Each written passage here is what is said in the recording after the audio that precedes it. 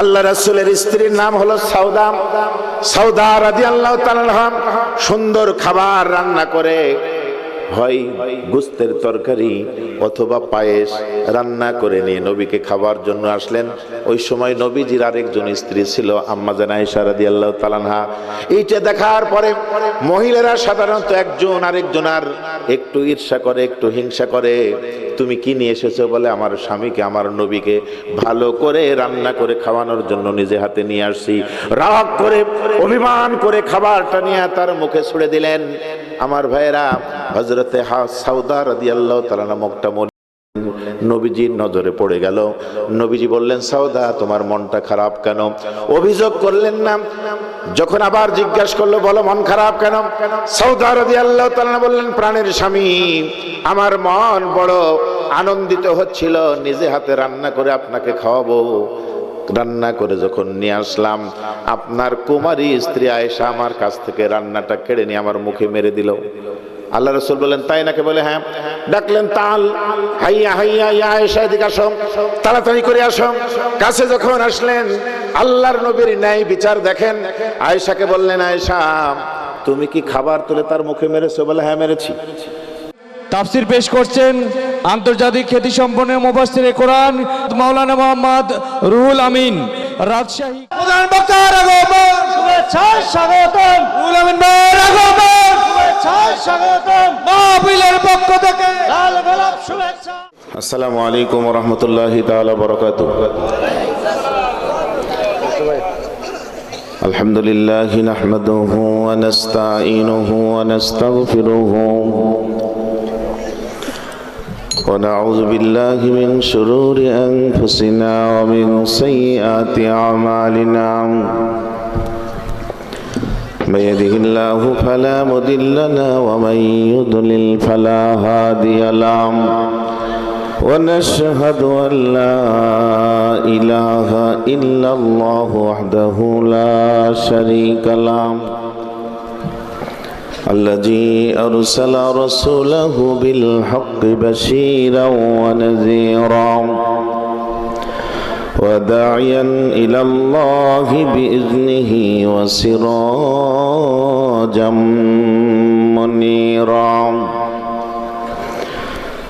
فقد قال الله تعالى في كلامه المجيد وفرقانه الحميد।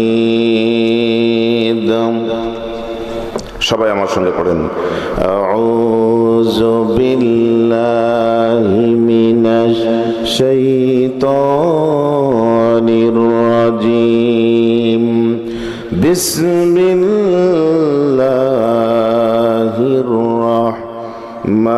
রাহমানির রাহিম।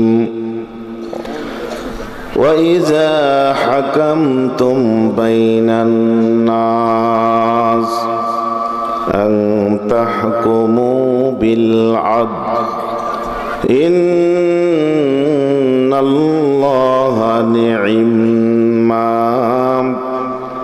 يعظكم به إن الله كان سميعا بصيرا।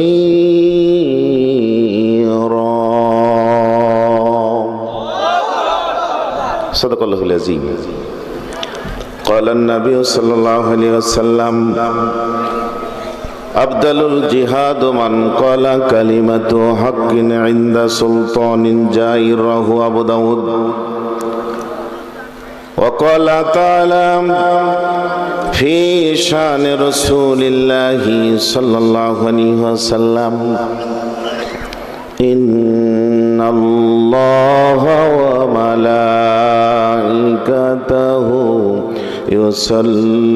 يصلون على النبي يا أيها الذين آمنوا صلوا عليه وسلموا تسليما। সবাই পড়েন, আল্লাহুম্মা সাল্লি আলা মুহাম্মাদ আল্লাহুম্মা বারিক আলা মুহাম্মাদ সাল্লাল্লাহু আলাইহি ওয়াসাল্লাম। একটু সবাই মহব্বতের সাথে পড়েন, বালাগাল উলা বিকামালিহি কাশাফাদ দুজা বিজামালিহি হাসনাতু জামিউ খিসালিহি সাল্লু আলাইহি আল্লাহুম্মা আমিন। ربنا ظلمنا أنفسنا وإن لم تغفر لنا وترحمنا لنكونن من الخاسرين। বিশ্বজাহানের মালিক আল্লাহ, তোমার দিনের জন্য রক্ত রঞ্জিত উর্বর জমিন দিনাজপুরের গুরুত্বপূর্ণ এলাকা নবাবগঞ্জ, পূর্ব জয়দেবপুর তাহিরগঞ্জ হাফিজিয়া কওমি মাদ্রাসার উদ্যোগে আয়োজিত তাফসীরুল কোরআন মাহফিলের আলোচনার শুরুতেই তোমার আলিশান দরবারে দুখানা হাত উত্তোলন করেছি। ও কাবার মালিক আল্লাহ, মেহেরবানি করে আজকের মাহফিল তোমার আরশে আজিমে কবুল করে নাও।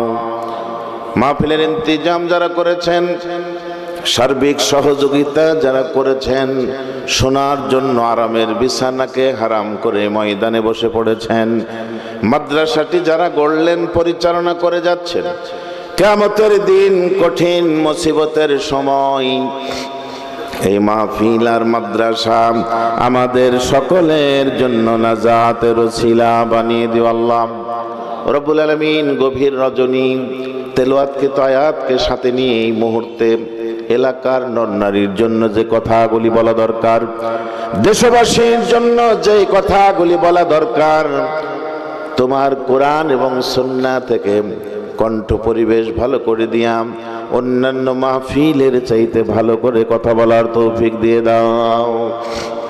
তাকাব্বাল মিন্না ইন্নাকা আনতাস সামিউল আলিম ওয়া তুব আলাইনা ইয়া মাওলানা ইন্নাকা আনতাত তাওয়াবুর রহিম বিরহমাতিকা ইয়া আরহামার রাহিমিন।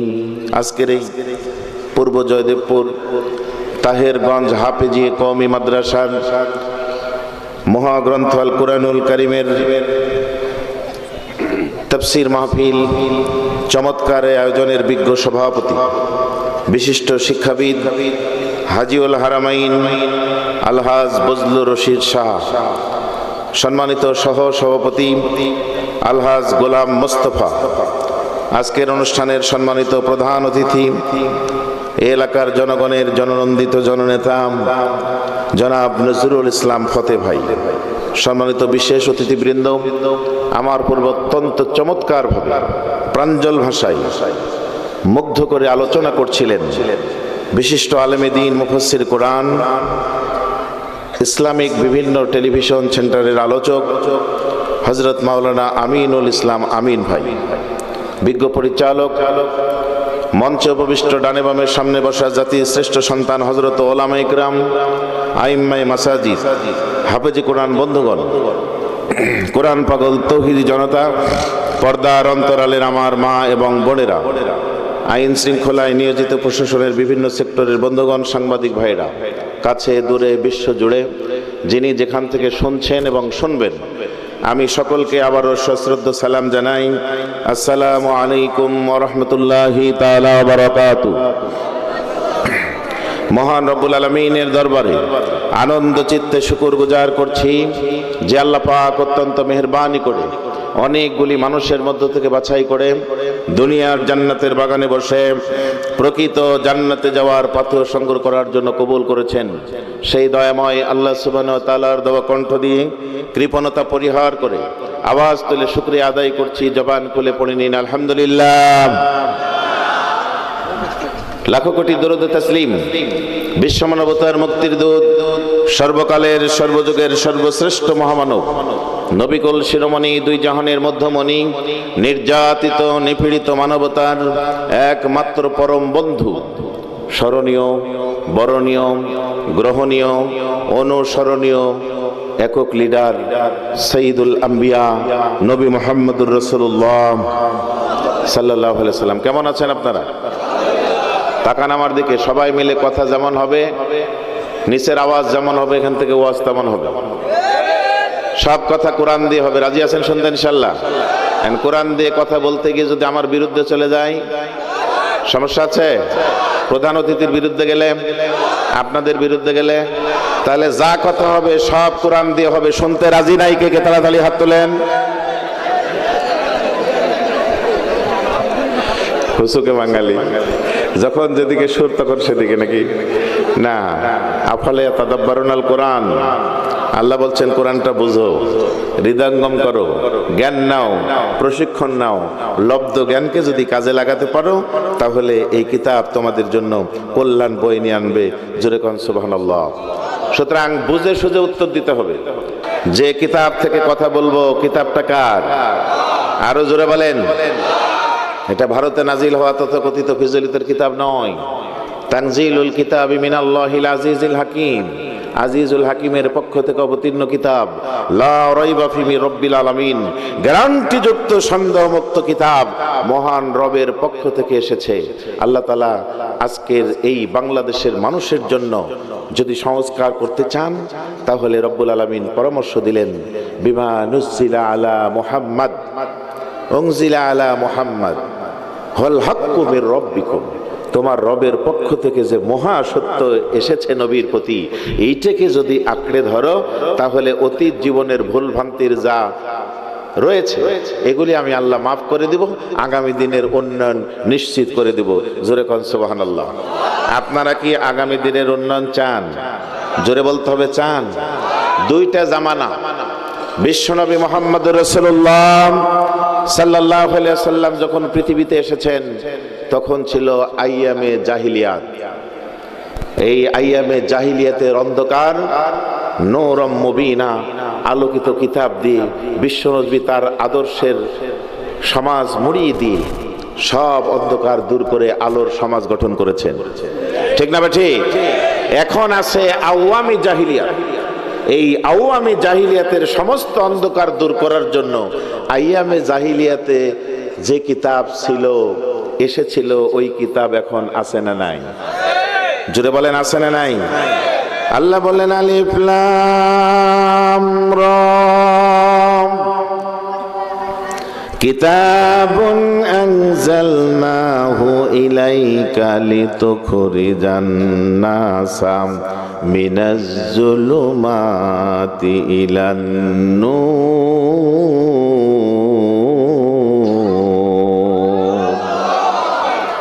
বিইজনি রাব্বিহিম ইলা সিরাতিল আজিজিল হামিদ।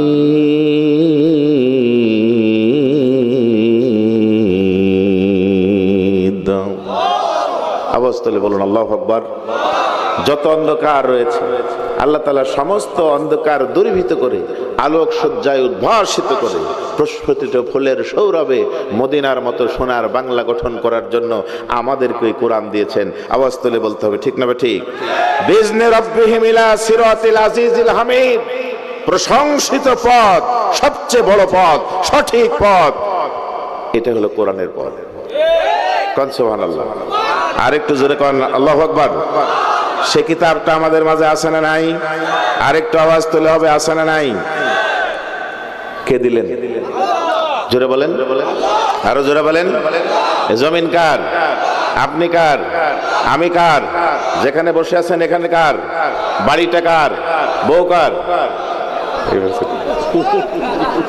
বউ আপনার। আপনার এই শরীরের ভিতরে, আমার শরীরের ভিতরে যা আছে এটাও তো আমার নিয়ন্ত্রণে নাই। কথা বলেন, আছে? এটা কার? তাহলে বউ আপনার বলেন কি করে? সবগুলি কার? পরের জায়গা পরের জমি, পরের জায়গা পরের জমি, ঘর বানায় আমি রই, আমি তো সে ঘরের মালিক নই। কথা বলেন, আপনি আমি কি মালিক? ঘর ছাড়া যার জমিদারি, আমি পাই না তাহার হুকুম জারি, আমি পাই না জমিদারের দেখা, পাই না জমিদারের দেখা, মনের দুঃখ কারে কই, আমি তো সে ঘরের মালিক নই। যে আল্লাহকে দেখা যায় না তারে কি দেখতে চান? আমারও মালিক, আপনারও মালিক, বউয়েরও মালিক, বেটিরও মালিক, ছেলেরও মালিক, রাষ্ট্রেরও মালিক, হাসিনারও মালিক, খালেদারও মালিক, শফিকেরও মালিক, সকল মালিককে দেখা যায় না, কিন্তু দেখতে চান কে কে? একটু হাতটা তুলে দেখান তো দেখি। আলহামদুলিল্লাহ, যারা দেখতে চান আজকে তাদের জন্য আলোচনা। আল্লাহ বললেন, শুনেন আমার দিকে তাকান, লা ইলাহা ইল্লা হুয়া, ভালো করে বুঝবেন, তিনি ছাড়া কোনো মাবুদ নাই। কুল্লু শাইইন হালিক, যা সে সব ধ্বংস হয়ে যাবে। ইল্লা ওয়াজাহু, শুধুমাত্র তার অস্তিত্ব টিকে থাকবে। আওয়াজ তুলে বলেন কার? বেটা তুমি যত বড় মাস্তান হও, তোমার শেষ স্থান গুরুস্থান। বলেন। সুতরাং আল্লাহ সিদ্ধান্ত দিল, লাহুল হুক, হুকুম চলবে তার, আইন চলবে তার, গোলামি চলবে তার, বক্তৃতা চলবে তার। আওয়াজ তুলে বলেন কার? ওয়া ইলাইহি তুরজাউন। সভাপতি সাহেব, প্রধান অতিথি, এই পৃথিবীতে আসার আগে কমপক্ষে আমার বাবা মা 9 মাস আগে টের পাইছিল যে আমি আসতেছি। কিন্তু পৃথিবী থেকে কখন যাব 1 সেকেন্ড আগে আপনি আমি জানি না। ওয়া ইলাইহি তুরজাউন, আল্লাহর কাছে ধরা পড়তেই হবে। সুতরাং দল যেটাই করে, কোরআনের মাহফিলে সঠিকটা বুঝে আল্লাহর সিদ্ধান্ত দিল, লাহুল হুক, হুকুম চলবে তার, আইন চলবে তার, গোলামি চলবে তার। কার? কারণ হলো, শুনেন, শাহিদাল্লাহ, ভালো করে বুঝবেন, আল্লাহ সাক্ষ্য দিচ্ছেন, লা ইলাহা ইল্লা হুয়া, তিনি ছাড়া কোনো মাবুদ নাই। ওয়াল মালাইকাতু, হাজার হাজার কোটি কোটি ফেরেশতারাও সাক্ষ্য দিচ্ছেন, আল্লাহ ছাড়া কিন্তু কেউ নাই। দিনাজপুর এলাকার ভাইয়েরা, নতুন সংস্কার যদি সাধিত করে এদেশের জনগণের দৌড়গোড় পর্যন্ত ন্যায় এবং ইনসাফ যদি প্রতিষ্ঠিত করতে চান, কোরআন দিয়ে কথাগুলি শুনুন। এটা আল্লাহ নিজে সাক্ষ্য দিচ্ছেন, তিনি ছাড়া কিন্তু আর কারো কাছে যাবে না, কেউ নাই। ফেরেশতারা সাক্ষ্য দিচ্ছে, ওয়া উলুল ইলম, জ্ঞানী যারা তারাও সাক্ষ্য দিচ্ছে, কায়িমান বিল কিসত, যারা সমাজে যুগে যুগে তখন থেকে এখন পর্যন্ত ইনসাফ কায়েম করতে চাই, তারাও সাক্ষ্য দিচ্ছেন, লা ইলাহা ইল্লা হুয়া, তিনি ছাড়া কেউ নেই। ওয়াল আজিজুল হাকীম, তিনি হলেন সবচেয়ে বড় এবং সবচেয়ে বড় বিচারক। আওয়াজ তুলে কোন সুবহানাল্লাহ। আল্লাহ ছাড়া কেউ আছে? জোরে বলতে হবে, কেউ আছে? এই যে চেয়ার তাকান, ভালো করে বুঝবেন, বুঝলে অল্প কথাই যথেষ্ট। এই চেয়ারে আমার আগে আমিনুল ইসলাম ভাই বসেছিলেন, ছিলেন না? টাইম শেষ, অনেক টাইম নিল, কিন্তু অবশেষে উঠে গেছেন। আমি রুহুল আমিন বসছি, আমিও কিছুক্ষণ পরে নাই। এই চেয়ার হাতছানি দিয়া দেশবাসীদেরকে ডাক দিয়ে বলছে, শোনো, পৃথিবীর চেয়ারগুলি ডিজিটাল আঠা পাছায় মাখায় যদি বসে থাকো, তুমি মনে করেছো কোনোদিন আর চেয়ার ছাড়তে হবে না, সবগুলি এঁটে সেরে বসছি। কিন্তু চেয়ার ছাড়তে হয়েছে কিনা? অতীতে যারা ছিল তারা কি করে আছে? জোরে বলেন। এখন ছিল, আছে। চোর ছাড়া, ডাকাত ছাড়া কেউ পালায় না, ভালো মানুষ। আওয়াজ তুলে হবে, কথা ঠিক না ঠিক? কিন্তু মনোযোগ লাগাবেন। ফাতাআলাল্লাহুল মালিকুল হক, লা ইলাহা ইল্লা হুয়া রব্বুল আরশিল কারীম।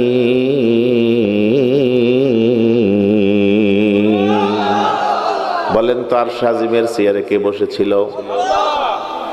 আল্লাহর আগে কি অন্য কেউ ছিল? এখন অন্য কেউ আছে? কোন বিরোধী দল আছে? আগামী দিনে ওই চেয়ারে কেউ যাবে কোনো সম্ভাবনা আছে?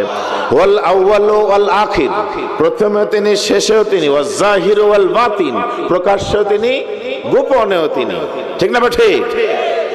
ওই চেয়ারের কাছে ফিরে যেতেই, জোরে বলেন, হবে না? যদি হয়, কবরস্থানে একটু গিয়ে দেখেন, আপনার চাইতে কত বড় বড় ধনী লোক পড়ে আছে, আপনার চাইতে কত ডিগ্রিধারী লোক পড়ে আছে, আপনার চাইতে কত ক্ষমতাওয়ালা লোক পড়ে আছে। তাদের কবরের ওপরে দুলগা ঘাস হয়ে, বাঁশ হয়ে পশু পাখি খায়, হাত দিয়ে লড়ানোর কোনো সুযোগ নাই। কবর বড় কঠিন জায়গা, আমাকেও যেতে হবে। আগেই বলেছি ভাই, এই পৃথিবীতে আসার আগে আপনার আব্বা আম্মা 9 মাস আগে জানতে পেরেছে, কিন্তু কখন চলে যাব কেউ জানে না। সেই কবরে যেতে হবে না, হবে না বড় ভাইরা? আওয়াজ তুলে মুরব্বী বলেন, যেতে হবে না, হবে না? 6 দিন পরে নখ খসে যাবে, 6 দিন পরে নখ খসে যাবে, 9 দিন পরে চুল। কবর গৃহের সামান নিতে কইর না কেউ ভুল, কবর জায়গা ভালো নয়, কবর জায়গা ভালো নয়, কবর জায়গা ভালো নয়। আমল দিয়ে দেহটাকে সাজিয়ে নিতে হয়, আমল দিয়ে কবর গৃহ সাজিয়ে নিতে হয়। বলেন ঠিক না ঠিক? প্রিয় ভাইরা আমার, ওই জায়গায় যেহেতু যেতেই হবে, দুনিয়ার এই বেড়াজালের খপ্পরে, শয়তানের খান্নাসের পাল্লায় পড়ে কেন জীবনটাকে তছনছ করে দিচ্ছেন? কোন চেয়ারের পিছনে এত দৌড়, এত বাহাদুরি? সব চেয়ার তছনছ হয়ে গেছে। জোরে বলেন ঠিক না ঠিক? কুল্লু মান আলাইহা ফান, সব আউট হয়ে যাবে, শুধু কে থাকবে? তার কাছেই যেহেতু ফিরে যেতে হবে, সুতরাং তিনি সিদ্ধান্ত দিলেন, লাহুল হোক, হুকুম চলবে তার, আইন চলবে তার, গোলামি চলবে তার, বক্তৃতা চলবে তার। ঠিক না ঠিক বলেন? প্রিয় ভাইয়ের আমার, এইটা সেই ময়দান, সেই উত্তরবঙ্গ, যে উত্তরবঙ্গে শহীদ আবু সাঈদ নিজের বুকটা গুলির সামনে, বাতিলের স্বৈরাচারের সামনে আগিয়ে দিয়েছেন, মাথা নত করেননি, পিছপা হননি। ঠিক না ঠিক?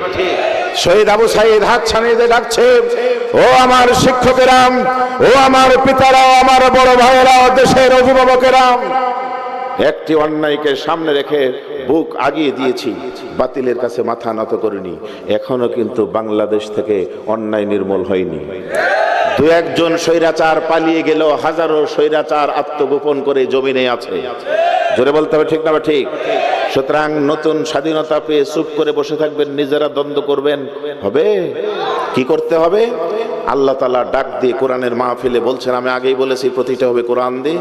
আল্লাহ বলছেন, লা তাকুনা ফিতনা ওয়া ইয়াকুনুদ দীনু কুল্লুহু লিল্লাহ। যতক্ষণ পর্যন্ত ফিতনা দূরীভূত না হবে ততক্ষণ পর্যন্ত সংগ্রাম চালিয়ে যাও। আর ততক্ষণ সংগ্রাম চালিয়ে যেতে হবে, অন্যায় নির্মূল হবে না যতক্ষণ না প্রকৃত দিন প্রতিষ্ঠিত না হবে। জোরে বলতে হবে ঠিক না ঠিক? প্রিয় ভাইরা আমার, একসঙ্গে সকলের আওয়াজ চাই। বাংলাদেশের বরেণ্য শুধু নয়, সারা আন্তর্জাতিক পরিমণ্ডলের বিশ্ব বরেণ্য কোরআনের মুফাসসির আমার উস্তাদ আল্লামা দেলাওয়ার সাঈদী যত কথা বলেছে সবগুলি বাস্তবায়ন হয়েছে।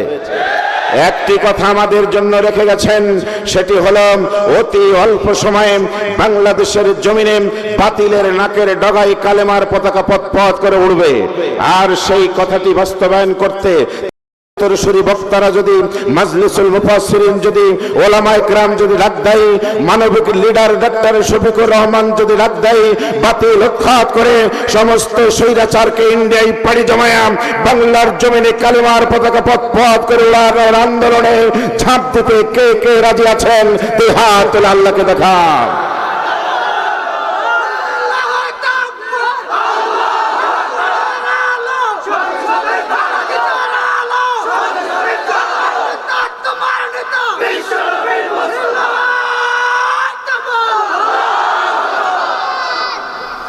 সম্মানিত বন্ধুগণ, বলেন তো প্রশংসা সবটুকুন কার হবে? আরো জোরে বলেন, কার হবে? পড়েন আমার সঙ্গে, আলহামদুলিল্লাহি রাব্বিল আলামিন।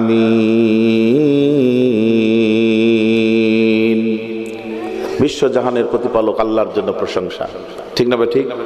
কিন্তু আমরা 5 তারিখের আগে দেখেছি মঞ্চ ধরলে, মাইক ধরলে বাপের প্রশংসা করতে করতে টাইম শেষ। আমরা ওগুলি করব না, আমরা প্রশংসা করব কার? কেন প্রশংসা করবেন আল্লাহর? চলেন আমরা কোরআন দিয়ে শুনি। আল্লাহ বললেন, আলহামদুলিল্লাহিল্লাযী আনজালা আলা আবদিহিল কিতাব ওয়া লাম ইয়াজআল লাহু ইওয়াজা। বান্দারে প্রশংসা করো আমার, এই জন্যই প্রশংসা করো, আমি এমন একটা পথ তোমাদের রচনা করে দিলাম, আঁকা নাই, বাঁকা নাই, ওসো নাই, নিচো নাই, যানজট নাই, মহাজট নাই, অ্যাক্সিডেন্ট নাই। ওয়ালাম ইয়াজআল্লাহু ইওয়াজা, এই পথের পথিক হবে তোমার, গন্তব্যস্থল হবে ডাইরেক্ট জান্নাত। এই জান্নাতের রাস্তা কে দেখিয়ে দিয়েছেন? যে আল্লাহ দেখালেন, সে আল্লাহ প্রশংসা করার দরকার আছে না নাই? আরেকটু জোরে বলতে হবে, আছে না নাই? 2 নম্বর, সাব্বাহা লিল্লাহি মা ফিস সামাওয়াতি ওয়াল আরদ ওয়া হুয়া আলা কুল্লি শাইইন কাদির।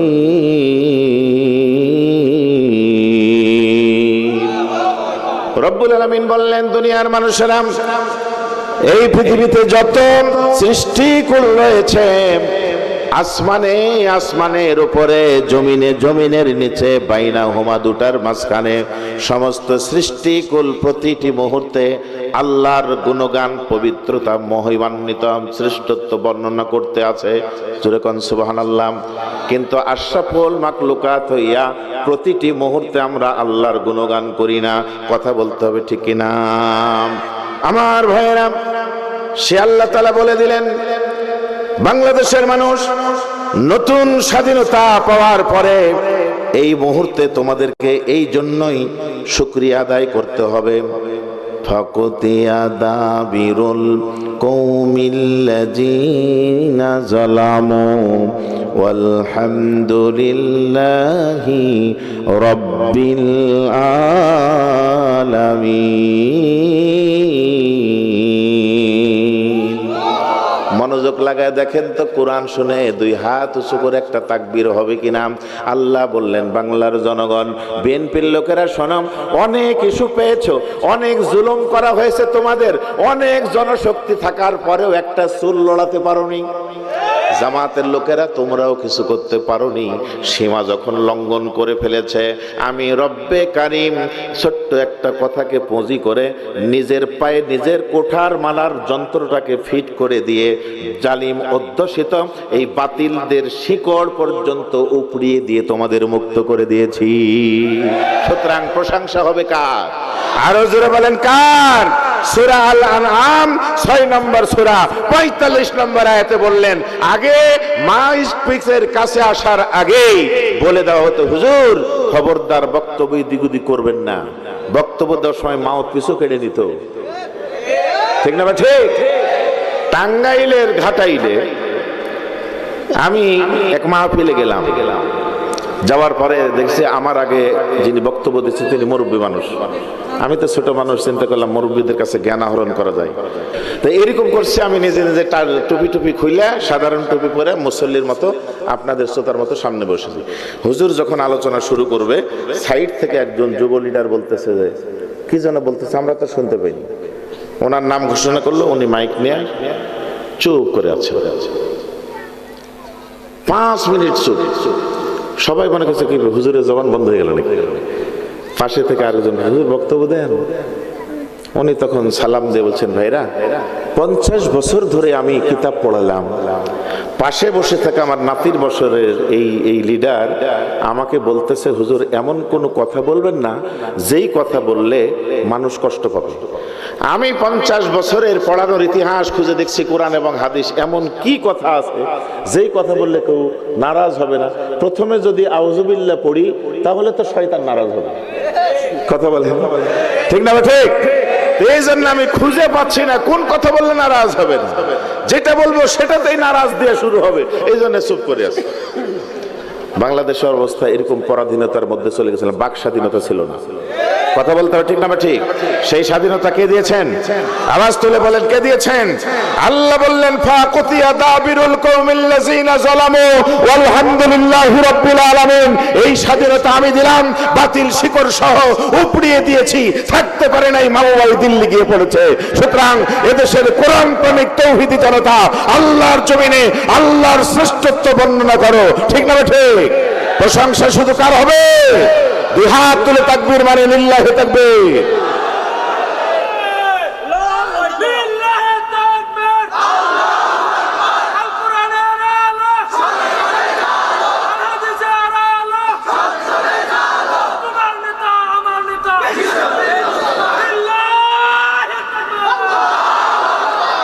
চলেন আমরা সরাসরি কোরআনের তাফসিরে চলে যাই।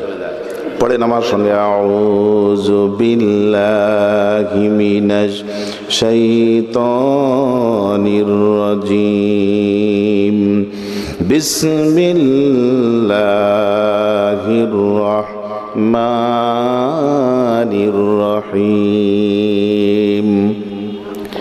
وَإِذَا حَكَمْتُمْ بَيْنَ النَّاسِ أَن تَحْكُمُوا بِالْعَدْلِ إِنَّ اللَّهَ نِعِمَّا يَعِظُكُمْ بِهِ إِنَّ اللَّهَ كَانَ سَمِيعًا بَصِيرًا।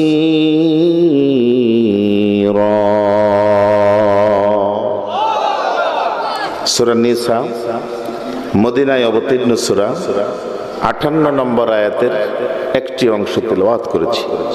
তেলাওয়াতকৃত আয়াতকে সাথে রেখে কিছুক্ষণ কথা বলার প্রচেষ্টা চালাবো। ওমা তৌফিকে ইল্লা বিল্লাহ।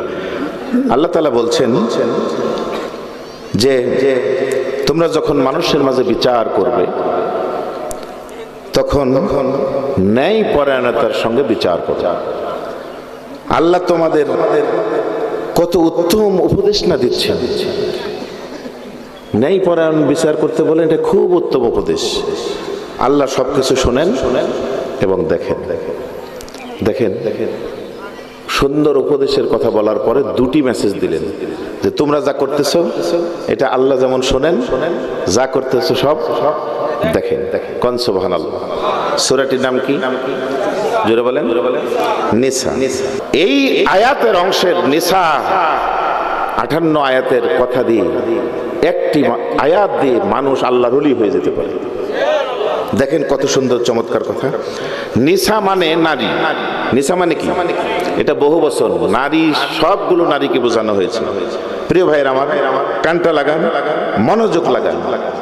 4 নম্বর সূরা মদিনায় অবতীর্ণ 58 নম্বর আয়াতের অংশ পড়েছি। এই সূরাটিতে 24টি রুকু আছে। একটু কথা বলুন আমার সাথে, কয়টা রুকু আছে? 24টি। 176টি আয়াত আছে, 3745টি শব্দ এবং 14535টি হরফ আছে। এর মধ্যে আমি 58 নম্বর আয়াতের একটা অংশ বিশেষ তুলেছি আজকের আলোচনার বিষয়। আমার আগের হুজুর যা বলেছিলেন, প্রধান অতিথিও যে কথা বললেন, আমি এই জন্যে অন্য জায়গা থেকে চিন্তা করার পরেও সুরে সুর মিলিয়ে কিন্তু পুরোটাই ভিন্ন কথা বলবো। আজকে যা দরকার, যা প্রয়োজন, সেই কথাটি নিয়ে এসেছি। আলোচনার বিষয় হলো ন্যায় বিচার। কি বললাম বলেন? ন্যায় বিচার। বন্ধুগণ খেয়াল করেন, সূরাটির নাম যেন কি? নিসা। নিসা মানে কি? নিসা মানে নারী। আরেকবার বলেন, নিসা মানে কি?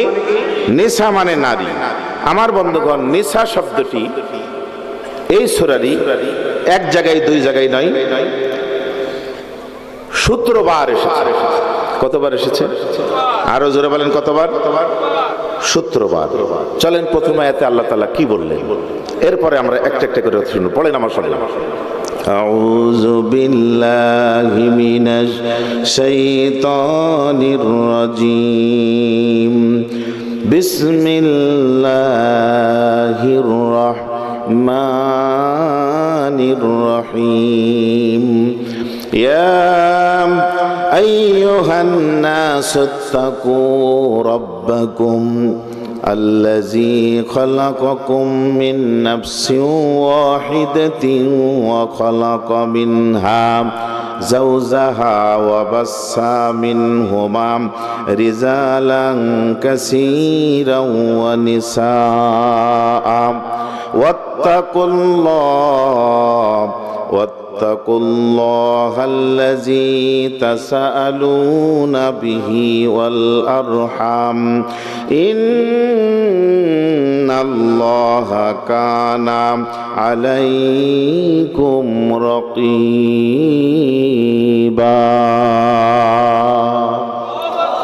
এই সূরাটিতে নারীদের যাবতীয় হক প্রতিষ্ঠিত করা, আদায় করার মেসেজ আল্লাহ পাক এখানে দিয়েছেন। প্রিয় বন্ধুগণ, জান্নাতের নারী লিডার হবে 5 জন। আমার সঙ্গে কথা বলেন, কয়জন? আরেকটু আওয়াজ তুলে বলেন, কয়জন? 5 জন। 1 নম্বর হাওয়া আলাইহিস সালাম, সুন্দর নারী তারা। এই পৃথিবীতে হাওয়ার মতো সুন্দরী আর একটাও নাই। প্রথম নারী আমাদের মা যিনি আসছিলেন, সবচেয়ে বিশ্ব সুন্দরী, জোরে কোন সুবহানাল্লাহ। এরপরে মুসা আলাইহিস সালামের মা, এরপরে ফেরাউনের স্ত্রী আসিয়া, তারপরে মুসার স্ত্রী এবং ঈসা নবী তার মা মরিয়ম। আমার বন্ধুগণ ভালো করে শুনবেন, মা বোনেরা মনে আছে হাজার হাজার, তাই না? আজকে নারী নিয়ে কয়েকটা কথা বলি। হাদিস সাথে যদি নিয়ে আসেন তাহলে এর সাথে দেখব জান্নাতি মহিলাগুলি আদম আলাইহিস সালামের কন্যা আকলিমা, ইব্রাহিম আলাইহিস সালামের স্ত্রী সারা, ইসমাইলের মা হাজেরা, মিশরের সেই রাজার রানী জুলাইখা, এরপরে আপনার রানী বিলকিস, সাবার রানী বিলকিস। প্রিয় বন্ধুগণ, এরপরে আয়ুব নবীর স্ত্রী রহিমা। প্রত্যেকটি কথা বলবো কেন তারা জগৎ বিখ্যাত এবং জান্নাতি। প্রিয় ভাইয়ের আমার, ইমরানের স্ত্রী হান্না এবং রাসূলুল্লাহর জন্মদাতা মা আমিনা, দুধমা হালিমাতুস সাদিয়া, রাসূলুল্লাহর স্ত্রী হাফসা, আয়েশা, মারিয়া এবং নবীর পত্নী, নবীর দুলালী, নবীর মেয়ে রুকাইয়া, জয়নব, কুলসুম এবং ফাতিমা, আবু বকর রাদিয়াল্লাহু তাআলার আরেকজন মেয়ে ফাতিমা, শহীদ মহিলাদের ভিতরে শ্রেষ্ঠ শহীদ সুমাইয়া এবং নবীর দুধ বোন সায়মা। এগুলি হলো জান্নাতের নারী। জোরে জোরে কোন সুবহানাল্লাহ, আওয়াজ তুলে কোন আল্লাহু আকবার, আরো জোরে বলেন আল্লাহু আকবার। নারী নিয়া এই জামানার একজন বিখ্যাত মানুষ নেপোলিয়ান, তিনি বলেছিলেন, আমাকে একটা আদর্শ মা দাও, একটা, আমি গোটা আদর্শ জাতি দিয়ে দিব। সুবহানাল্লাহ বলবেন না? একটা বাড়িতে একটা যদি আদর্শ মা থাকে, একটা আদর্শ মহিলা থাকে, সারা বাড়িটা জান্নাত। আর একটা দেশে একটা যদি খারাপ মহিলা থাকে, গোটা দেশ জাহান্নামে তছনছ করে দেয়। জোরে বলতে হবে কথা, ঠিক না ঠিক? নামগুলি বলবো না, কয়েকটা মিলান তো। শয়তানের কে কি আপনারা নিজে মিলাবেন, দেশের সাথে মিলাবেন। আর মা বোনেরা যারা আছে, নারী নিয়ে যেহেতু কথা বলছি, একটু বলে দিই। প্রিয় ভাইরা আমার, যে নারী পর্দা ছাড়া থাকে সেই নারী হলো শয়তানের বউ, শয়তানের স্ত্রী। যে নারী অযথা অনর্থক ব্যয় করে, প্রয়োজন নাই স্বামীর কাছ থেকে নিয়ে ব্যয় করে, এটা হলো শয়তানের ভাই। যেই নারী নামাজ পড়ে না, ইমামের আগে, যে বললেন না ইমামের আগে সেজদা মেরে দেয়, তাসবিহ পড়ে, আছে না? যে নামাজি ইমামের আগে সকল কাজ করে, ওটা হলো শয়তানের ছেলে। প্রিয় ভাইরা আমার, যে অতিথি আসলে মুখ ব্যাখ্যা করে, কিছু কিছু মহিলা আছে বাপের বাড়ির আত্মীয় আসলে খুব খুশি, আর যদি স্বামীর বাড়ির কেউ আসে মুখ ভেসলাই, মনটা খারাপ করে। আপনাদের এলাকায় নাই, আমরা সারা দেশে ঘুরি এগুলির কথা বলতেছি। এলাকাও আছে নাকি? এদিকেও আছে না? এই নারীটা হলো শয়তানের মা, যে বিসমিল্লাহ ছাড়াই খাবার খায়, খাবার পাইলো আর খাওয়া দাওয়া শুরু করলো। আমার ভাইয়ের, এটা হলো শয়তানের বাবা। আর যে এগুলো অন্যকে জানায় দেয়, এই যে ভালো ভালো কথাগুলি, কে শয়তানের বাপ, কে বউ, কে বিটি, কে মা, কে ভাই, কে বোন, এগুলি যে জানায় দেয়, এ হলো শয়তানের প্রকাশ্য শত্রু। আল্লাহ তাআলা কোরআনে বললেন, ইন্নাহু লাকুম আদুব্বুম মুবিন, শয়তান তোমাদের প্রকাশ্য শত্রু। এই ভাই আমার প্রকাশ্য শত্রু, ইনাকে আমি প্রকাশ্য অস্ত্র দ্বারা মোকাবেলা করতে পারবো, কিন্তু শয়তানকে কি প্রকাশ্য দেখা যায়? জোরে বলেন, দেখা যায়? কিন্তু এটাই প্রকাশ্য শত্রু। আল্লাহ বললেন, ও বান্দারা, যেটাকে তুমি দেখতে পাও না, এটা দিয়ে কোনো অস্ত্র দিয়ে ওরা মোকাবেলা করতে পারবে না। যে শত্রুকে দেখতে পাও না, ওটার মোকাবেলা করতে হলে যাকে দেখতে পাও না, আলিমুল গায়ব, তার পক্ষের যে অস্ত্র, এই অস্ত্রই ব্যবহার করতে হবে। কথা বলেন ঠিক না ঠিক? যে মুহাম্মদ সাল্লাল্লাহু আলাইহি সাল্লামের কথা বললাম, ওই নবী কোথায় আছে? কোথায় শুয়ে আছে বলেন? মদিনায় যেতে মন চায় না? গভীর রাতে একটু মনটা ওদিকে নিয়ে গিয়ে আবার ফিরে আসে এখানে। যদি ছোট্ট একটা পাখি হইতাম, যদি ডানাওয়ালা পাখি হইতাম, একটা উড়াল দিয়া আমি মদিনায় যাইতাম। বলেন আমার সঙ্গে, যদি ছোট্ট একটা পাখি হইতাম, যদি ডানাওয়ালা পাখি হইতাম, একটা উড়াল দিয়া আমি মদিনায় যাইতাম। মনটা চাই না ভাই? চলেন মদিনায় আস্তে আস্তে যাব আমরা। শিক্ষা নিয়ে আলোচনা থেকে সূরা নিসা 3টা প্রেক্ষিতে আল্লাহ পাক এই 176টি আয়াত নাজিল করেছেন। 1 নম্বর হলো ইসলামী সমাজ গঠনের প্রয়োজনীয় বিধিবিধান কি, এগুলি আল্লাহ পাক এর মধ্যে দিয়েছেন। 2 নম্বর হলো যারা ইসলামের বিরোধিতা করে, এই বিরোধিতার মোকাবেলায় তাওহীদের ভিত্তি মজবুত করে কেমনে থাকতে হবে, এর প্রশিক্ষণ আল্লাহ সুবহানাহু ওয়া তাআলা এই সূরার ভিতরে দিয়েছেন।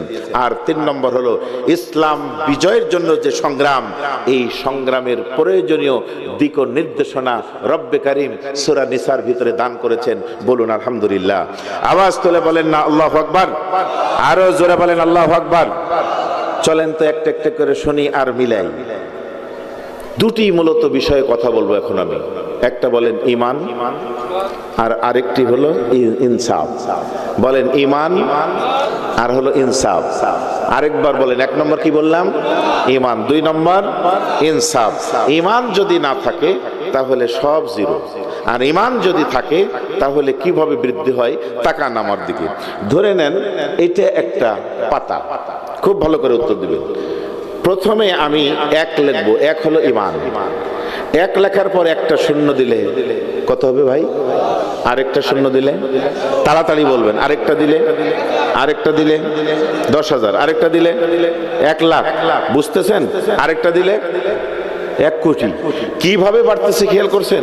কিন্তু 1 না লিখে শূন্য লিখতে লিখতে সমস্ত খাতা যদি ভরিয়ে দিই শিক্ষকেরা, বলেন কোন সংখ্যা হবে? অনুরূপ হলো ঈমান। অনুরূপ কি? ঈমান। ঈমান যদি থাকে তাহলে যত ভালো কাজ করবেন এইভাবে গুনে গুনে আপনার আমলনামা বেড়ে যাবে। আর ঈমান যদি না থাকে, বেয়াদবি মার্কা হন, তাহলে সব জিরো হয়ে অনেক কিছু করার পরে ঠুস করে পালিয়ে যেতে হবে। জোরে বলতে হবে, কথা ঠিক না ঠিক? এবার মিলাতে শুরু করেন। প্রিয় বন্ধুগণ, বিশ্বনবী জনাবে মুহাম্মদুর রাসূলুল্লাহ সাল্লাল্লাহু আলাইহি ওয়াসাল্লাম কিভাবে ইনসাফ ঘর থেকে প্রতিষ্ঠিত করেছেন। প্রিয় বন্ধুগণ, আল্লাহর নির্দেশ হলো, ইজা হাকামতুম বাইনান নাস আন তাহকুমু বিল আদল। এই যে ইনসাফ প্রতিষ্ঠা করার জন্য আল্লাহ রাব্বুল আলামিন আপনাকে আমাকে জানিয়ে দিলেন, এইটার মধ্যে কত বরকত, কত বরকত আপনি আমি বুঝি না, তাই শোনার পর এখান থেকে চলে যে ভুলে যাব। কিন্তু যার উপরে কোরআনটা নাজিল হয়েছিল তিনি ভালো করে বুঝেছেন। পড়ে নেন আমার সঙ্গে, আউযু বিল্লাহি মিনাশ শাইতানির রাজিম। ইয়া আইয়ুহান নাস قد جاءتكم موعظة من ربكم وشفاء لما في الصدور وهدى ورحمة للمؤمنين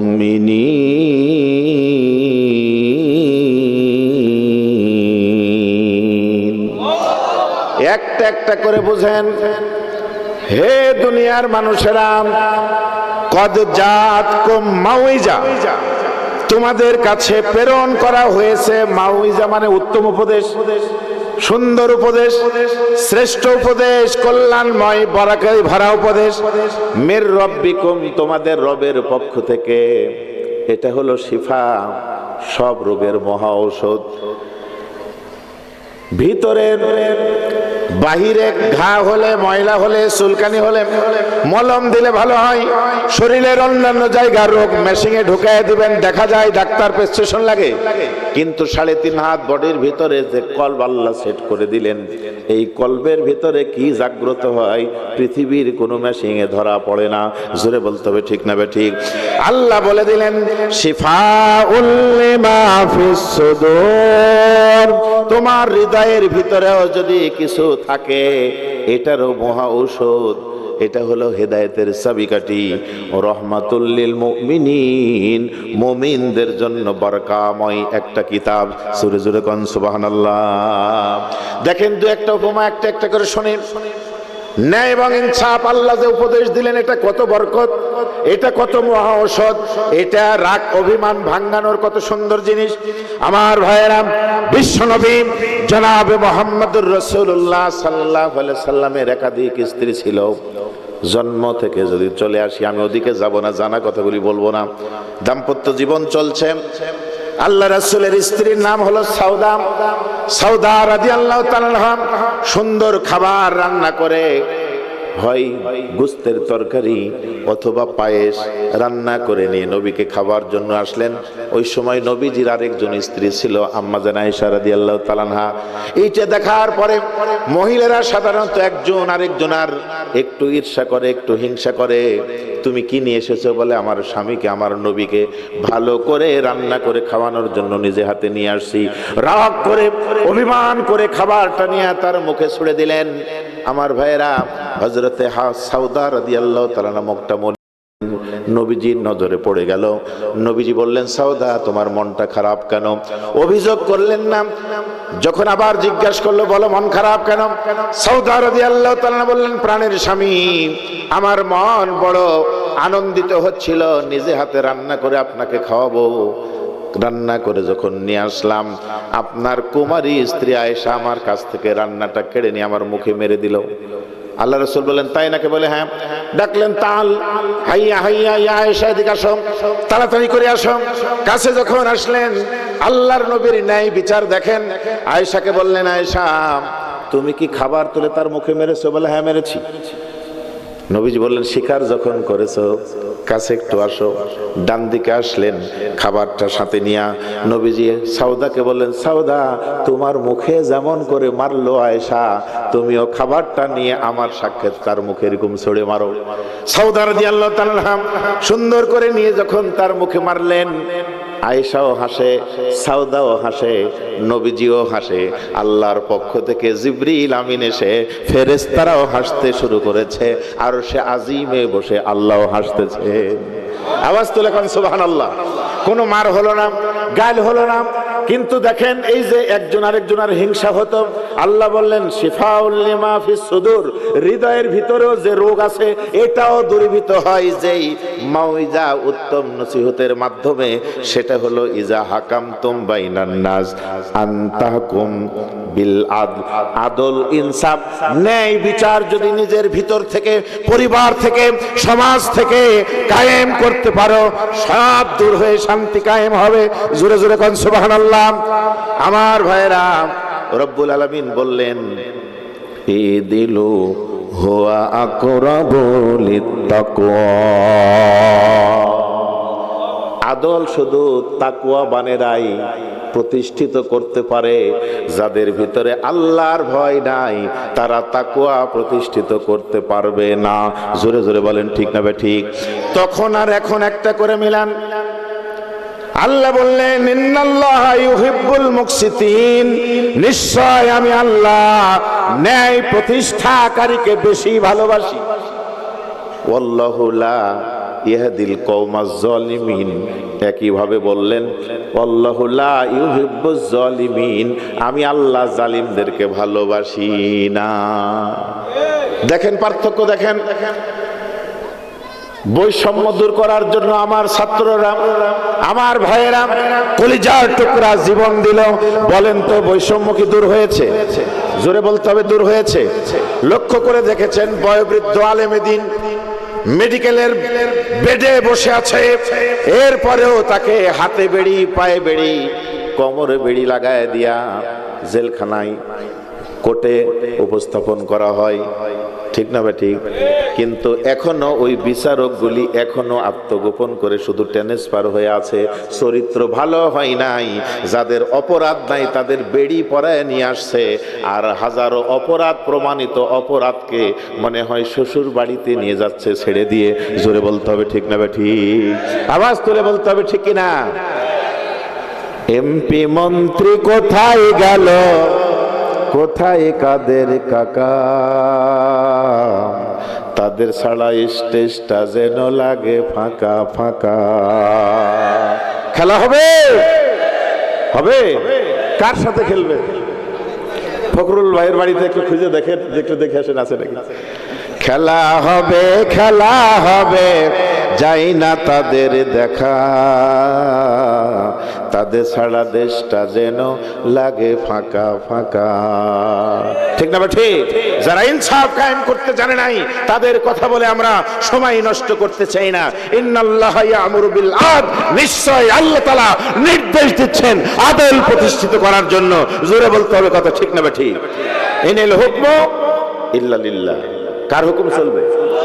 এখন যে কথাগুলি হবে, যদি চোখে পানি আনতে পারেন, হৃদয়টা যদি আয়াতের আলোকে সামনে রেখে তৈরি করতে পারেন, আগামীর বাংলায় ঘরে ঘরে এই স্বাধীনতার সুফল যদি বয়ে দিতে পারেন, তাহলে এই পৃথিবীতে ন্যায় এবং ইনসাফ প্রতিষ্ঠিত করেছিল একজন শাসক। যেই শাসক পৃথিবী যতদিন থাকবে, শাসকের নামটা ততদিন থাকবে। তিনি হলেন হযরত ওমর রাদিয়াল্লাহু তাআলা আনহু। জোরে কোন সুবহানাল্লাহ, আওয়াজ তুলে বলেন আল্লাহু আকবার। আমি দুইটা দিকে আপনাদের নিয়ে যাব। হযরত আলী রাদিয়াল্লাহু তাআলা আনহু নামাজে যাবেন, কাফেররা এসে বলছে আলী তোমার না খুব জ্ঞান, তাহলে তোমাকে একটা প্রশ্ন করব, উত্তর দিতে হবে। হযরত আলী রাদিয়াল্লাহু তাদের চক্রান্ত খুব ভালো করে বুঝতে পারলেন। আলীর ব্যাপারে আল্লাহ রাসূল বলেছিল আনা মাদিনাতুল ইলম ওয়া আলিয়ু বাবুহা, আমি জ্ঞানের শহর আর আমার আলী হলো ওই শহরে ঢোকার মূল ফটক। জোরে করতে হবে সুবহানাল্লাহ। তাহলে কত জ্ঞানী, তাকে প্রশ্ন করছে আলী জবাব দাও, তারপরে তুমি তোমার কাজ করো। আলীকে প্রশ্ন করছে এই পৃথিবীতে যত প্রাণী আছে, পশু পাখি আছে, তুমি নাম ধরে একটা একটা করে বলো কোনগুলো ডিম থেকে ফুটে আর কোনগুলো সরাসরি পেট থেকে বাইর হয়। কি প্রশ্ন দেখছেন? কোনগুলো ডিম থেকে ফুটে আর কোনগুলো সরাসরি পেট থেকে বাইর হয়। হযরত আলী বললেন তোমার কিন্তু চক্রান্ত বুঝে ফেলেছি। এতগুলি প্রাণীর আর সৃষ্টিকারীর নাম যদি আমি বলতে থাকি আমার নামাজের টাইম চলে যাবে, আমি নামাজের সময় নষ্ট করতে চাই না। বন্ধুরে তোমার উত্তর কিন্তু আমি এক কথাই দিয়ে দিব। আলী যে উত্তর দিয়েছিলেন কোন প্রাণীগুলি ডিম থেকে আসে আর কোনগুলি পেট থেকে আসে, আপনারা কি শুনতে চান? যদি শুনতে চান একটা একটা করে দলিল সহ বলা হবে, আপনারা আমাকে একটু মনে করে দিবেন, ঠিক আছে ইনশাআল্লাহ। আর ন্যায় বিচারক হযরত ওমর রাদিয়াল্লাহু তাআলা, কার কথা বললাম বলেন? হযরত ওমর রাদিয়াল্লাহু তাআলার সময় একজন লোক, নাম হলো তামিম আনসারী। কি নাম বললাম বলেন? তামিম আনসারী ইসলামের দাওয়াত দেওয়ার জন্য তিনি চলে গেছিলেন, খুঁজে তাকে পাওয়া গেল না। আমার ভাইরা, দীর্ঘদিন না পাওয়ার কারণে ওই মহিলার দুটো বাচ্চা ছিল, বাচ্চা নিয়ে এসে বলছে, আমিরুল মুমিনিন, আমার স্বামী দীর্ঘদিন ধরে নাই, কিন্তু আমি তো গরিব মানুষ, আমার বাচ্চা কাচ্চাও চালানো দরকার, আমার একটা বিয়ে দিয়ে দাও। আমিরুল মুমিনিন ওমর বললেন, রাসূলের সাহাবারা, তোমাদের ভিতরে কে আছো এই মহিলাটাকে নারীর অধিকার সহ প্রতিষ্ঠিত করবে, বাচ্চাদের অধিকার দিবে, বিয়ে করবে? আমিরুল মুমিনিনের কণ্ঠের বরকত নেওয়ার জন্য একজন বিয়ে করবেন, কিন্তু দাঁড়ায় গেল 100 জন। কতজন? হযরত ওমর চিন্তায় পড়ে গেল, বিয়ে দিব তো একজনের সাথে, কিন্তু 100 জন দাঁড়ায় গেল, কার সাথে বিয়ে দিয়ে দিব? হযরত ওমর এখন 100 জনের ভিতরে একজন মাত্র বেছে নেবেন কিভাবে? আমার ভাইয়েরা, কোরআন এবং সুন্নাহ সামনে রেখে আপনাদের মাঝে বলতে চাই, উপমা দেই এইভাবে, বাংলাদেশে আগে দেখেছেন, এখন ডানে বামে থেকে দেখতে পাচ্ছেন, বাংলাদেশে বিএনপি করা একজন হিন্দুর বড় লিডার আছে, গয়েশ্বর চন্দ্র রায়, বড় ভাই, ঠিক না ভাই? ঠিক। তাকে রক্তাক্ত করলো, রাস্তায় মেরে শোয়াই দিল। কোনদিন প্রতিবেশী রাষ্ট্র একটাও প্রতিবাদ করে নাই। কথা বলতে হবে। হিন্দুদের ভিতরে আরেকজন বড় বিচারক এসকে সিনহা জামাত ইসলামের বড় বড় লিডারদেরকে খুন করলো, হত্যার রায় দিল, ফাঁসির মঞ্চ বরণ করালো, স্বার্থ ফুরালে কেটে পড়ে। স্বার্থ যখন শেষ, ওই এসকে সিনহাকে আর দেশের মাটিতে থাকতে দিল না। হিন্দুদের ভিতরে এত শিক্ষিত বড় বিচারককে লাঞ্ছিত করে দেশের বাইরে পাঠিয়ে দিল, কিন্তু ইসকনের দাদা বাবুরা একটা প্রতিবাদ করে নাই। জোরে বলেন, কথা ঠিক না ঠিক?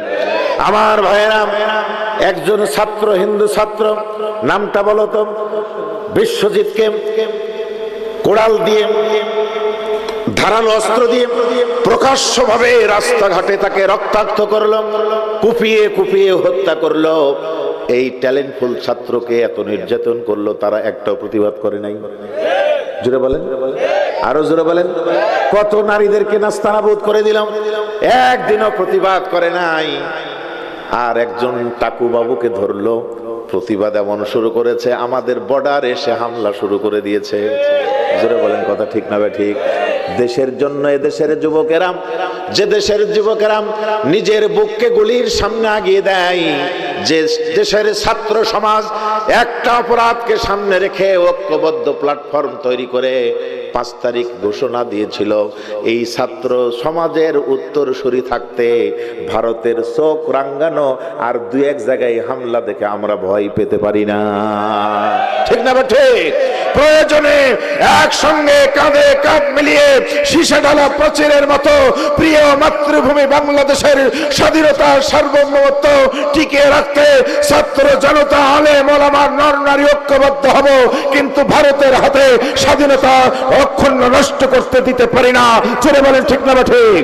রাসূলের ভাষায় গাছড়ে হিন্দ আবার যদি শুরু হয়, বাংলার জমিন থেকেই ভারত ভেঙে টুকরো টুকরো করার আন্দোলনে আলেমেরা যদি ডাক দেয়, একসঙ্গে মোকাবেলা করতে কে কে রাজি আছেন? 2 হাত তুলে আল্লাহকে দেখা।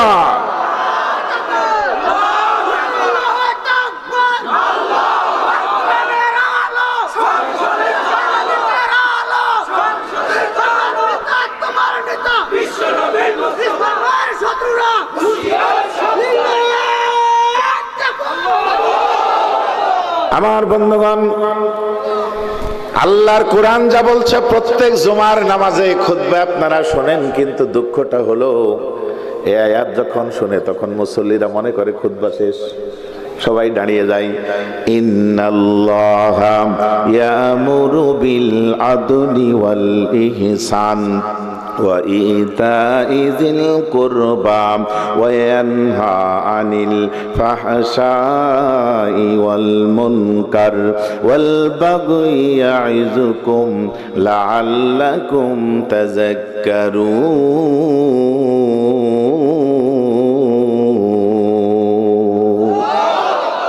এখানে আল্লাহ তাআলা কিছু আদেশ করলেন, তোমরা ন্যায় বিচার প্রতিষ্ঠা করো, ইহসান করো, গরিব মিসকিনদের আত্মীয় স্বজনের হক আদায় করো, আর ফাহিশা কাজ যেগুলি এগুলি থেকে দূরে চলে যাও। এগুলি তোমরা করো না। আমার বন্ধুগণ, একটা দিকে শুধু আকর্ষণ করছি, ওই ওমরের মতো সমাজ যদি বাংলার জমিনে কায়েম হয়ে যায়, লাভটা কি হবে দেখেন।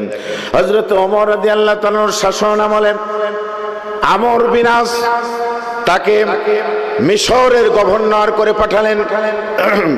মিশর এলাকায় ইসলামের বিজয় পতাকা উড্ডীন করেছেন অনেক শ্রম দিয়া, কিন্তু ইনসাফ কাকে বলে খেয়াল করে দেখুন ভাইরা আমার। এই গভর্নরের ছেলে একটা সরকারিভাবে আয়োজনের ডাক দিয়েছেন ঘোড়া দৌড়। সৌদির লোকেরা ঘোড়া দৌড়টা বেশি পছন্দ করে। তরুতাজা ঘোড়াগুলি নিয়ে দৌড়ের প্রতিযোগিতায় লক্ষ লক্ষ জনতার সমাবেশ হয়ে গেল। দৌড় দৌড় দৌড়।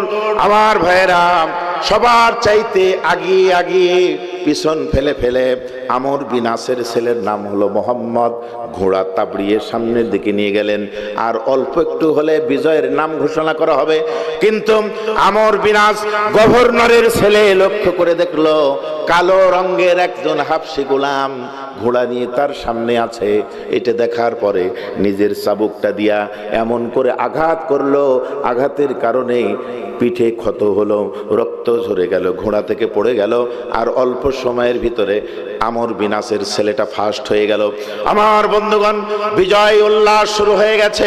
এই দিকে নিরীহ কালো নিস্তেজ সহায় গরিব ছেলেটা পড়ে গিয়ে রক্ত জমিনে ঝরে আকাশের দিকে তাকিয়ে বলেন, আল্লাহ আমাকে আঘাত করে ফেলেছে, এটা সাধারণ কেউ নয়, এটা হলো গভর্নরের ছেলে। কিন্তু বিচার কার কাছে দিব? আমি তো বিচার কারো কাছে দিতে পারবো না। যার কাছে বিচার দিব সে নিজেই গভর্নর। আমি আল্লাহ, তুমি আমাকে সৃষ্টি করেছো, খালো তৈরি করেছো, ভালো তৈরি করেছো, নর বানায়েছো, নারী বানায়েছো, অসহায় বানায়েছো, গরিব বড় লোক ধনী সব তুমি সৃষ্টি করেছো, তোমার কাছেই বিচার দিলাম। কিন্তু বিচারটা তো দুনিয়ায় পেতে চাই, আমাকে একটু দেখানোর ব্যবস্থা করবে? আল্লাহ সুবহানাহু ওয়া তাআলা আবেদনটা মঞ্জুর করে আমার ভাইরা জিবরিল আমিনের মাধ্যমে ইশারা করে পাঠাইলেন, ছেলেরে তুমি যদি বিচার চাও তাহলে এখনো এই গভর্নরকে যে নিয়োগ দিয়েছে আমিরুল মুমিনিন এখনো আছে, তার কাছে চলে যাও। জোরে কোন সুবহানাল্লাহ। মিশর থেকে চলে আসলেন মদিনায়, মসজিদে নববীতে বিশ্ব নবীর যোগ্য উত্তরসূরি, যার ব্যাপারে নবীজি বললেন আমার পরে কোনো আর নবী হবে না, আমি শেষ নবী। যদি কেউ হতো হযরতে ওমরের ভিতরে সমস্ত গুণাবলীগুলি ছিল। জোরে জোরে কোন সুবহানাল্লাহ। কেমন গুণ দেখেন আমার ভাইয়েরা। চেয়ারম্যানের দায়িত্ব যারা পালন করেন, মেম্বারের দায়িত্ব যারা পালন করেন, সমাজপতি সমাজের লিডার যারা দায়িত্ব পালন করেন, চরিত্রটা কেমন হওয়া দরকার? নিজের দলের পক্ষে রায় দিবেন, নিজের ছেলের পক্ষে রায় দিবেন, নিজে টাকা খায়া রায় দিবেন। এই যে বললো টাকা খায়া রায় দিনি, কেমন রায় হওয়া দরকার সমাজে, তাহলে শান্তি হবে। আপনি একটু আগেই খেয়াল করে দেখেছেন আমার ভাইয়েরা, আমরা জেনা করি নাই, ছিনতাই করি নাই, রাহাজানি করি নাই, দুর্নীতি করি নাই, হাজারো অপরাধী বানায় জেলখানায় পাঠিয়েছিল। আর আজকে প্রকাশ্য অপরাধী মিস্টার হাউন আঙ্কেল প্রকাশ্য জেনাকারী। জুড়ে বলেন ঠিক না বা ঠিক? এরপরে নেতা নেত্রীরা প্রকাশ্য গুলি দিয়া হুকুম করে রাজপথে হাজার হাজার ছাত্র জনতা শুধু মারে নাই, ফ্যানে আগুন জ্বালিয়ে পুড়ে ছাই করে দিয়েছে। জুড়ে বলতে হবে ঠিক না বা ঠিক? কিন্তু বিচার নাই। ইসলাম কত সুন্দর দেখুন। গরিব অসহায় ছেলেটি চলে আসলো আমিরুল মুমিনিন হযরতে ওমর রাদিয়াল্লাহু তাআলার কাছে। ওমরের কাছে এসে বলেন, ওমর একটা বিচার এনেছি, যদি শোনার সময় হয়। হযরতে ওমর দাঁড়িয়ে গেলেন। বলো বলো তুমি কে? বলল, আমি একজন সাধারণ মানুষ। এই অবস্থায় ঘোড়ার দৌড়ের প্রতিযোগিতা ছিল, আপনার গভর্নরের ছেলেটা আমাকে আঘাত করে রক্তাক্ত করে ফেলে দিয়েছে। আমি অসুস্থ অসহায় হয়েছি, ফার্স্ট হতে পারি নাই, অথচ সবার আগে আমি ছিলাম। এটার বিচার আপনি করে দিবেন। হযরত ওমর রাদিয়াল্লাহু তাআলা খবর পাঠালেন, ওমর ইবনে আল-আস তোমার ছেলেটারে নিয়ে তুমি চলে আসো দ্রুত। ওমর ইবনে আল-আস চলে আসলো বাচ্চাকে নিয়ে। বাচ্চাকে এনে রাসূলের যোগ্য উত্তরসূরি ওমরের সামনে দাঁড়ালো। একদিকে কালো অসহায় ছেলে, আরেকদিকে গভর্নরের ছেলে, মাঝখানে গভর্নর আর হযরতে ওমর সামনে বসা। জিজ্ঞাসা করছে, ছেলে বলো তোমার অভিযোগ কি? সে বলল, আমাকে মেরেছে, আমাকে ফার্স্ট হয়ে যেতাম অন্যায় করে প্যাঁচ মেরে। দেখবেন যেগুলো মোটরসাইকেল খেলা হয়, খেয়াল করে দেখবেন কিছু কিছু আপনি বিভিন্ন চ্যানেলে দেখবেন মোটরসাইকেল আলারা আরেকজনকে তাবড়ি মারার জন্য প্যাঁচ মেরে ফেলে দেয়, ঘোড়া দৌড় হয় প্যাঁচ মেরে ফেলে দেয়। তিনি বললেন, আমি সবার সামনে ছিলাম, শুধু আমাকেই মারে নাই, আমার ঘোড়াকে বসে রশি দিয়া এই ধরনের চাবুক দিয়া বেড়ি দিয়া ফেলে দিয়ে সামনে চলে গিয়ে বিজয় করেছে। এটা অন্যায় করেছে, বিচার করে দেন। আমার ভাইরা, হযরতে ওমর কোনো প্রশ্ন করলেন না। ঠিক আছে, তুমি থামো। সরাসরি গভর্নরের ছেলেকে বললেন, তুমি কি অপরাধ করেছো সত্য বলবে। আমার ভাইয়েরা, সে স্বীকার করে নিল, এটা সত্য। আমিরুল মুমিনিন এবার গভর্নরকে বলছে, তুমি তো নিজেই দেখলে, বাদী যা বলেছে আসামিও সেটা স্বীকার করেছে, এবার তুমি বলো আমি কি করতে পারি। যেমন নেতা তেমন কর্মী। ইন্নাল্লাহা ইয়া'মুরু বিল আদল। আমার ভাইয়েরা, তাকওয়ার জায়গা থেকে ইদিলু হুয়া আকরাবু লিত্তাকওয়া, তাকওয়ার জায়গা থেকে বললেন, আমিরুল মুমিনিন আপনার যা বিচার হবে আপনি বিচার করে দেন। আমিরুল মুমিনিন বললেন, এবার তাহলে বিচার হবে, কিচ্ছু বলতে পারবে না, সামনে দাঁড়াও। দাঁড়িয়ে গেল। গভর্নরের সন্তানকে সামনে রেখে হযরত ওমর রাদিয়াল্লাহু তাআলা নিজে তরবারি ধরলেন, নিজে চাকু ধরলেন, নিজে ওই যেটা ঘোড়ার চাবুকটা ধরে বাড়ি মারবেন একটা।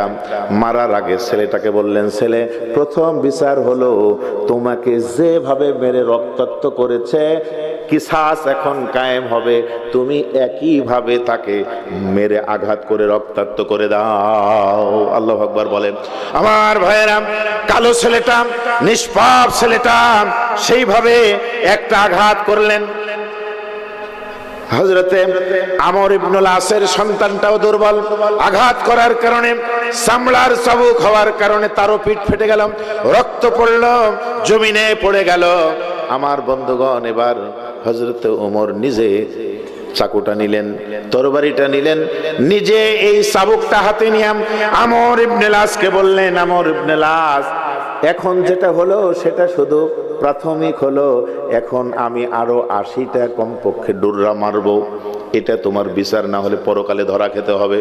আমার ভাইয়েরা, আমর ইবনে লাস কাঁদতে শুরু করলেন, আমার ছেলেটা বড় দুর্বল, একে মারবেন না, এর কাছে যাবেন না, তাহলে আমার ছেলেটা মরে যাবে, জীবন হারিয়ে যাবে। আমার বন্ধুগণ, হযরতে ওমর বললেন, না রে না, যতটুকু করেছিল ততটুকুর কিসাস আদায় হয়েছে, কিন্তু সে যে অন্যায় করেছে, এবার অন্যায়ের বিচার হলো 80টা ডুররা। জোরে বলেন, কয়টা ডুররা? এবং সেটা আমি নিজে হাতে মারবো। আমার ভাইয়েরা, আমিরুল মুমিনিনের এই কথাগুলি অসহায় ছেলেটা শুনতেছে, চুপ করে দেখতেছে। ইসলাম কত সুন্দর! আমি একজন মুসলিমের ছেলে, গরিবের ছেলে, অসহায়ের ছেলে, আমার কথা শুনে গভর্নরের ছেলের বিচার তো যা করেছিল তাও হয়ে গেল। যত জোরে মারছিল তার একইভাবে মারলো, আবার 80টা মারার জন্য প্রস্তুত, কোনোভাবেই শোনে না। আমর ইবনে লাস বারবার বলে, আমার ছেলেটা বড় দুর্বল, আপনি যদি মারেন শেষ হবে। আমার বন্ধুগণ, হযরত ওমর কুরআনুল কারীমের আয়াত তেলাওয়াত করে শোনাতে লাগলেন। পড়েন আমার সঙ্গে, আউযু বিল্লাহি মিনাশ শাইতানির রাজীম, বিসমিল্লাহির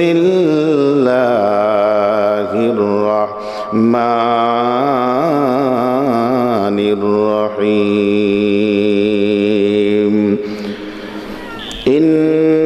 ইন্নাল্লাহা ইউহিব্বুল মুকসিতিন।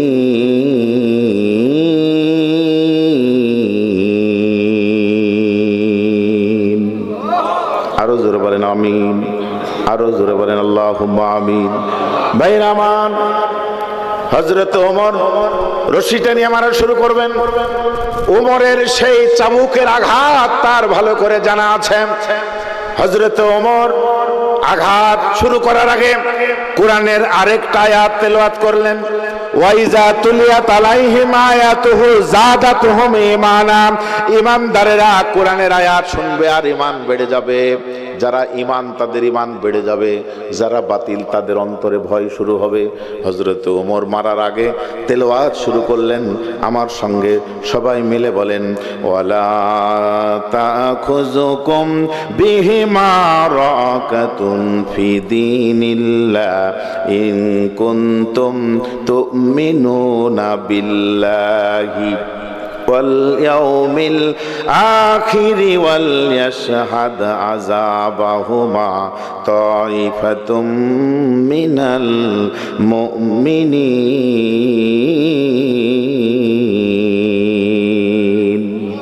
আওয়াজ তুলে কোন আল্লাহু আকবার। ওয়ালা তাখুযুকুম, তোমাদেরকে জন্য প্রভাবিত না করে, বিহিমা রাফাতু ফি দীনিল্লাহ, আল্লাহর দ্বীনের বিধান বাস্তবায়ন করতে গিয়ে তোমার অন্তরে যেন কোনো দরদ না লাগে।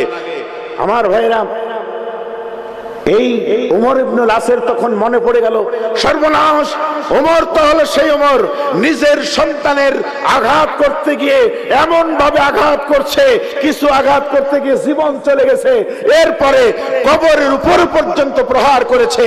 সেই ওমর আজকে চাবুক ধরেছে, যদি আমার সন্তানের উপর আঘাত করে আমার সন্তানও মরে যাবে। আল্লাহর কোরআনের আয়াত কিভাবে ওমর বাস্তবায়ন করেছেন দেখেন। কাঁদতে লাগলেন, পা ধরে পড়লেন। এই দৃশ্যটা দেখে ছেলে এবার বললেন, আমিরুল মুমিনিন, বিচার করার দরকার নাই, আমি যে অভিযোগ করতে এসেছিলাম অভিযোগটা উড্ড করে নিলাম। আওয়াজ তুলে কোন আল্লাহু আকবার। ওমর বল, সমস্যা নাই, তুমি যতই কথা বলো, আল্লাহর কোরআন বলছে ন্যায় বিচার করতে কোনো ধরনের আত্মীয়করণ, দলীয়করণ, প্রভাব প্রতিপত্তি, হৃদয় ক্ষরণ, এমনকি অন্তরের দুর্বলতা যেন কাজে না লাগে, যেমন করে বিচার করার নির্দেশ আল্লাহ দিলেন, এই দিল সেইভাবেই তোমাকে বিচার করতে হবে। ইন্নাল্লাহ ইয়ামুরু বিল আদল, আল্লাহ যেভাবে নির্দেশ দিয়েছেন ওইভাবেই বিচার করতে হবে। তুমি যদি আজকে বাদী মামলা তুলে না নিত, তাহলে আমি তোমার সন্তানকে আমার সন্তানের মতোই প্রহার করতাম, কোনো দরদ আমার কাজে লাগতো না। জোরে কোন সুবহানাল্লাহ। এটা হলো ইসলাম। ভালো করে বুঝবেন প্রিয় ভাইরা আমার, বাংলাদেশের দিকে তাকায় দেখেন, ন্যায় এবং ইনসাফ কায়েম করতে আপনারা চান না? চান না? এক কথায় বলতে হবে, চান না? চান না? যদি চান তাহলে খলিফাদের আমলের যুগকে প্রতিষ্ঠিত করার দরকার আছে না নাই? বলেন আমার সঙ্গে, খোলাফায়ে রাশেদার সোনালী দিন কেন যে ফিরে আর আসে না, সকলেই পেতার অধিকার, প্রাণ খুলে কেন হাসে না। আপনারা যারা জেলে যান নাই তারা বুঝেন নাই, জেলের এক একটা দিন এক এক যুগের চাইতে পার হয়। জোরে বলতে হবে, ঠিক না ঠিক? কত যে দুঃখে ভরা দুনিয়া, আর যে পারি না সহিবার, চারিদিকে অন্যায় অবিচার, দুর্নীতি শুধু যে হাহাকার, সেই জুলুমের চিরঅধিকার,